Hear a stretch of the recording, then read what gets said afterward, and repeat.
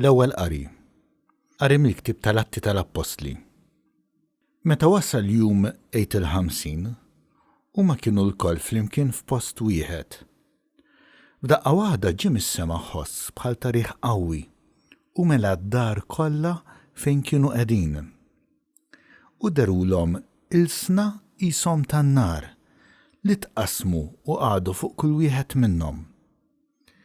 Intlew il-koll bl-Ispirtu Santu u bdew jitkellmu b'ilsna oħra skont ma l-Ispirtu kien jagħtihom li jitkellmu. F'Ġerusalemm kien hemm xi lut, nies twajba minn kull nazzjon li hawn taħt is-sema.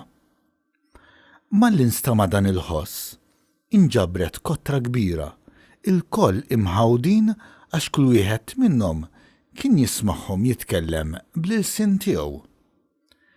Miblu għajn u mistaġbin bdew jgħidu: dawn li qegħdin jitkellmu mhumiex il-koll mill-Galilija.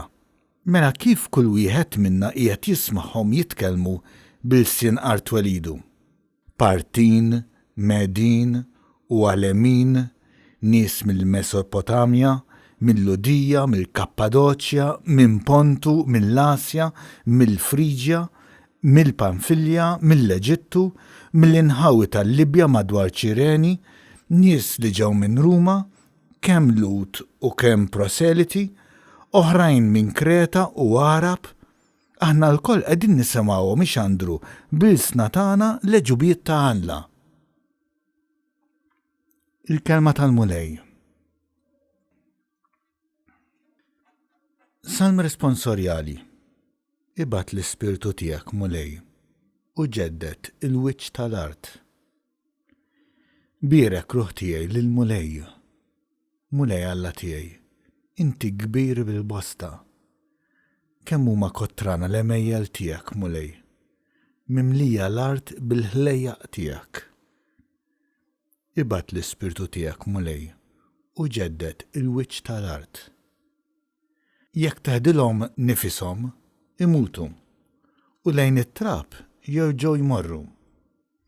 Malli tibgħat in-nifs tiegħek jinħolqu u inti iġġeddet il-wiċċ tal-art. Ibgħat l-Ispirtu tiegħek mulej u ġeddet il-wiċċ tal-art. Jibqa' s-sebħ il-mulej għal dejjem, jifraħ il-mulej bl-emejjel tiegħu. Ħatoġbu l-għana tiegħi, għax jiena fil-mulej l-għena tiegħi. Ibgħat l-Ispirtu tiegħek mulej u ġeddet il-wiċċ tal-art.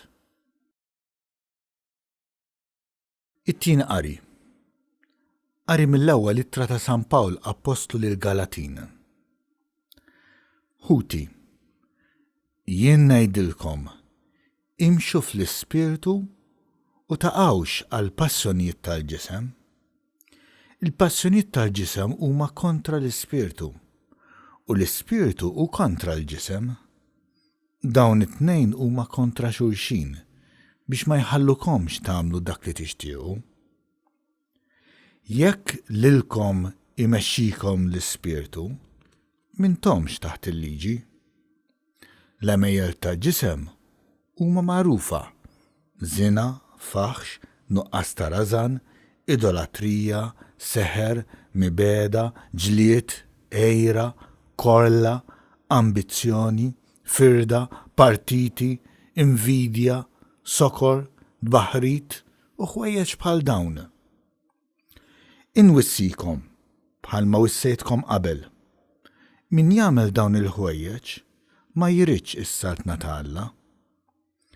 Il-frott tal-Ispirtu huma l-imħabba, l-għena, is-sliem, is-sabar, il-ħniena, it-tieba, il-fidi, il-ħlewwa, ir-rażan. Kontra dawn ma hemmx liġi. Dawk li huma ta' Kristu Ġesu salbu l-ġisem bil-ġibdiet u l-passjonijiet tiegħu. Jekk ngħixu bl-Ispirtu, ħalli nimxu bl-Ispirtu. Il-kelma tal-mulej.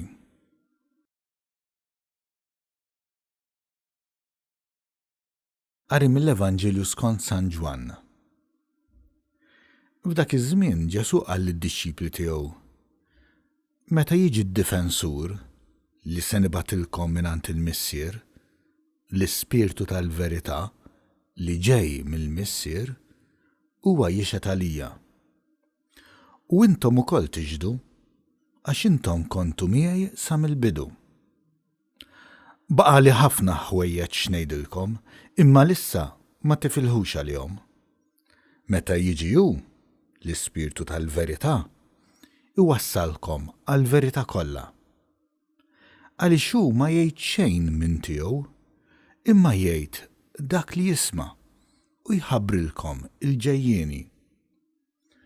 Hu jagħtini glorja għaliex jieħu minn dak li hu tiegħi u jħabbru lilkom.